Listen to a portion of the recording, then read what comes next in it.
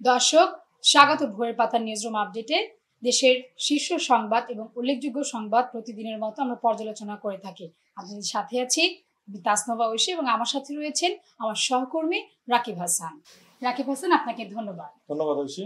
জি দর্শক, আমাদের আজকের সংবাদ শিরোনামের মধ্যে শীর্ষে যে সংবাদটি রয়েছে, রাখাইনে তীব্র সংঘাত, আবারও টেকনাফে ঢুকে পড়েছে রোহিঙ্গারা। ঐশী, আসলে আপনি যেমনটি বলেছেন যে আমরা কিন্তু ইতিপূর্বেও দেখেছি যে মিয়ানমারের যে রাখাইন রাজ্যটি রয়েছে, সেই রাখাইন রাজ্যে যে সামরিক বাহিনী এবং রাখাইনের একটি বিদ্রোহী সংগঠন আছে আরাকান আর্মি, তাদের মধ্যে কিন্তু আসলে তীব্র লড়াই সংঘাত হয়। ইতিপূর্বেও কিন্তু বিপুল সংখ্যক রোহিঙ্গা নাগরিক যারা রয়েছেন মিয়ানমারে, তারা কিন্তু বাংলাদেশে প্রবেশ করেছেন এবং বাংলাদেশ সরকার তাদেরকে আশ্রয় দিয়েছিল। গতকাল আমরা যে সংবাদটি আবার শিরোনামে উঠে এসেছে যে গতকাল শনিবার দিনব্যাপী আসলে রাখাইনে ব্যাপক আসলে সংঘাত হয় এবং সেই সংঘাতে কিন্তু আমাদের যে সীমান্তবর্তী জেলা রয়েছে টেকনাফ, সেই টেকনাফের যে সীমান্তবর্তী এলাকা, সেই এলাকার স্থানীয় যে জনগণ, তারা কিন্তু আসলে একটু আতঙ্কের মধ্যেই দিন পারি করেছেন। কারণ আপনারা দেখেছেন যে এর আগে মিয়ানমার থেকে মিয়ানমার সেনাবাহিনী অথবা আরাকান যে আর্মি রয়েছে বিদ্রোহী সংগঠন, তাদের ছোড়া মর্টার শেল এবং গুলি কিন্তু বাংলাদেশ সীমান্তে এসে প্রবেশ করেছে এবং বেশ কয়েকজন কিন্তু সেই সময় আহত হয়েছিলেন। এই আতঙ্কেই কিন্তু আসলে গতকাল সারাটা দিন কিন্তু ওই এলাকার যে বাসিন্দা রয়েছেন তাদেরকে কাটাতে হয়েছে এবং আমরা বিভিন্ন সংবাদ মাধ্যমের সূত্রে যেটি জানতে পেরেছি যে গতকাল সারা দিনে কিন্তু আসলে মোট 12,000 রোহিঙ্গা নাগরিক কিন্তু বাংলাদেশে প্রবেশ করেছেন এবং আরো একটি যেটি তথ্য রয়েছে যে এখনো প্রায় 50,000 অধিক রোহিঙ্গা নাগরিক কিন্তু আসলে বাংলাদেশে প্রবেশের চেষ্টায় রয়েছেন এবং যে কোনো মুহূর্তে তারা আসলে এই দেশে নিরাপত্তার জন্যই আসলে তারা এই দেশে প্রবেশ করবেন।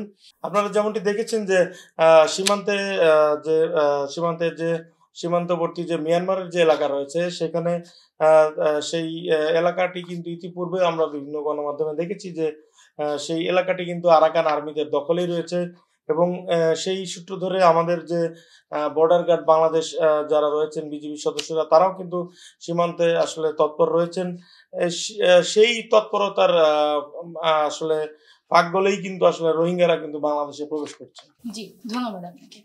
আমাদের পরবর্তী সংবাদ শিরোনাম, আজ থেকে চেকে টাকা তোলার কোনো সীমা থাকছে না। আমরা জেনেছি যে আপনি জেনেছেন যে বৈষম্য বিরোধী ছাত্র আন্দোলনের তীব্র তোপের মুখে যখন আসলে গত 5ই আগস্ট বাংলাদেশের বিগত সরকার, যে আওয়ামী লীগ সরকার, সেই সরকারের কিন্তু পতন হয় এবং সরকারের যিনি প্রধান রয়েছেন তিনি ভারতে চলে যান।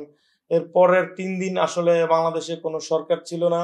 সেনাবাহিনী চেষ্টা করেছে সেই সংঘাতময় পরিস্থিতিকে নিয়ন্ত্রণ করার। সেই সময় আসলে নিরাপত্তার স্বার্থে আমরা দেখেছি যে ব্যাংক, বিমা সহ যে আর্থিক প্রতিষ্ঠানগুলো রয়েছে, সেই প্রতিষ্ঠান কিন্তু এক প্রকার বলা চলে যে মোটামুটি বন্ধই ছিল। আমরা দেখেছি যে ব্যাংকের যে বুথগুলো রয়েছে, সেই বুথগুলো কিন্তু আসলে বন্ধ ছিল। আসলে নিরাপত্তার স্বার্থেই সেটি বন্ধ রাখা হয়েছিল। কারণ আপনারা দেখেছেন যে বাংলাদেশের যে পুলিশ বাহিনী রয়েছে, এই বাহিনীর উপর আসলে যে আক্রমণ বা থানাফারি লুট করার যে ঘটনা ঘটেছে, এর প্রতিবাদে কিন্তু আসলে ইতিহাসের একটি বিরল ঘটনা ঘটেছে যে বাংলাদেশের পুলিশ কিন্তু আসলে কর্মবিরতিতে গিয়েছিল।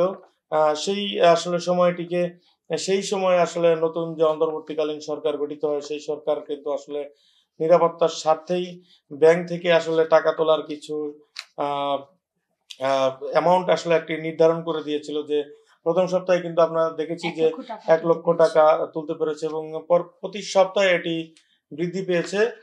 গত সপ্তাহ পর্যন্ত আমরা দেখেছি যে সর্বোচ্চ 5 লক্ষ টাকা ব্যাংক থেকে তোলা যেত এবং গতকাল শনিবার বাংলাদেশ ব্যাংক থেকে একটি নির্দেশনা দেওয়া হয়। বাংলাদেশের যে ব্যাংকগুলো রয়েছে, সেই ব্যাংকগুলোতে সেই নির্দেশনা পৌঁছে দেওয়া হয়েছে যে আজ থেকে আসলে কোনো ব্যাংকে টাকা তোলার কোনো সীমারেখা থাকছে না। জি, ধন্যবাদ আপনাকে রাকিব হাসান।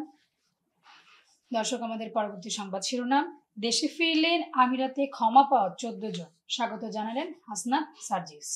অবশ্যই আপনি যেমনটি দেখেছেন যে আমরা আজ সকালেই দেখেছি যে বৈষম্য বিরোধী ছাত্র আন্দোলনের যে নেতা রয়েছেন সার্জিস এবং হাসনাত আব্দুল্লাহ, তারা বিমানবন্দরে গিয়েছিলেন এবং ওই সময় আসলে বৈষম্য বিরোধী ছাত্র আন্দোলন চলাকালে এই আন্দোলনের সমর্থনে সংযুক্ত আরব আমিরাতে যারা আসলে বিক্ষোভ করেছিলেন যে নাগরিক, তাদের মধ্যে ৫৭ জনকে আসলে ওই দেশের নিরাপত্তা বাহিনী তাদেরকে গ্রেফতার করে এবং পরবর্তীতে তাদের শাস্তির আওতায় আনা হয়। আসলে এর বিপরীতে আসলে বাংলাদেশ সরকার তাদের মুক্তির আহ্বান জানায় এবং তা কূটনৈতিক তৎপরতা চালায়, এবং সেই সরকারের আহ্বানে কিন্তু আসলে সাড়া দিয়ে সংযুক্ত আরব আমিরাতের যে যিনি রয়েছেন সরকার প্রধান, তিনি কিন্তু আসলে তাদেরকে সাধারণ ক্ষমা করেছেন এবং তারা আজ বাংলাদেশে এসেছেন।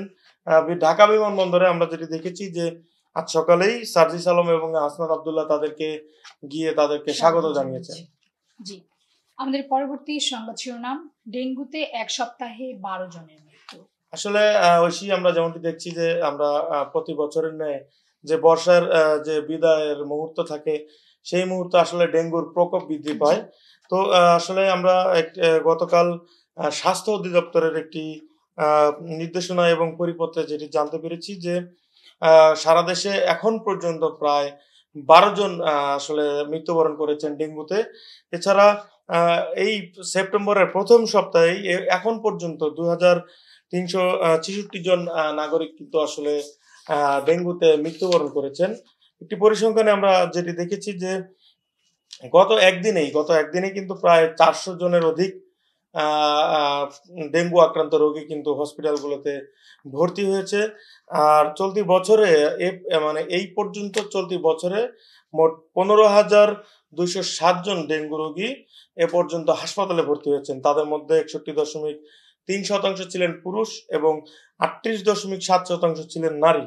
এতে স্বাস্থ্য অধিদপ্তরের পরিপত্রে কিন্তু বলা হয়েছে যে হাসপাতালে নতুন ভর্তিদের মধ্যে চট্টগ্রাম বিভাগে 92 জন, ঢাকা বিভাগে 36 জন, ঢাকার উত্তর সিটিতে 117 জন, ঢাকা দক্ষিণ সিটিতে 135 জন, খুলনা বিভাগে 15 জন, ময়মনসিংহ বিভাগে 8 জন রোগী কিন্তু আসলে রয়েছে। আমরা এই পরিসংখ্যানে আসলে বলতে পারি যে ডেঙ্গু আক্রান্ত যে রোগীর সংখ্যা সবচেয়ে বেশি আক্রান্ত কিন্তু আসলে আমরা ঢাকা সিটির মধ্যেই দেখতে পাচ্ছি। জি জি।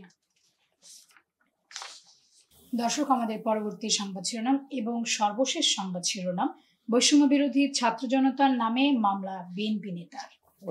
আমরা সংবাদ মাধ্যমের একটি সূত্রে জানতে পেরেছি যে বৈষম্য বিরোধী আন্দোলনে অংশ নেওয়া 22 শিক্ষার্থীর বিরুদ্ধে বিএনপির একজন নেতা, তিনি রংপুরের পীরগাছা উপজেলার বিএনপির আহ্বায়ক আমিনুল ইসলাম রাঙা, তিনি বাদী হয়ে একটি মামলা করেছেন এবং সেই মামলার বিষয়টিতে মামলার এজাহারে বলা হয়েছে যে গত 5ই আগস্ট দেশ স্বাধীনের নামে ছাত্র জনতা লোহার রড, প্লাস্টিক এবং দেশীয় অস্ত্র সহ পীরগাছা একটি বাজারে দোকান মালিক ব্যবসায়ী সমিতির কার্যালয় ভাঙচুর করেছে এবং সেখানে থাকা গচ্ছিত কিছু টাকা এবং অফিসের যে চেয়ার টেবিল ভাঙচুর করা হয়েছে। এছাড়া বাজারের নিরাপত্তায় আসলে 32টি যে সিসি ক্যামেরা লাগানো ছিল, সেই ক্যামেরাগুলো ভাঙচুর করা হয়েছে। এই গত শুক্রবার আসলে এই মামলাটি মূলত করা হয়েছিল এবং গতকাল এই খবর ছড়িয়ে পড়লে আসলে বৈষম্য বিরোধী ছাত্র আন্দোলনের যে শিক্ষার্থীরা রয়েছে তারা এর প্রতিবাদে কিন্তু আসলে গতকাল মিছিল করেছে এবং তারা বিক্ষোভ সমাবেশ করেছে। জি, আপনাকে অসংখ্য ধন্যবাদ রাকিব হাসান। দর্শক, এই ছিল সর্বশেষ নিউজরুম আপডেট। পরবর্তী আপডেট পেতে ভোরের পাতার সাথেই থাকুন। ধন্যবাদ।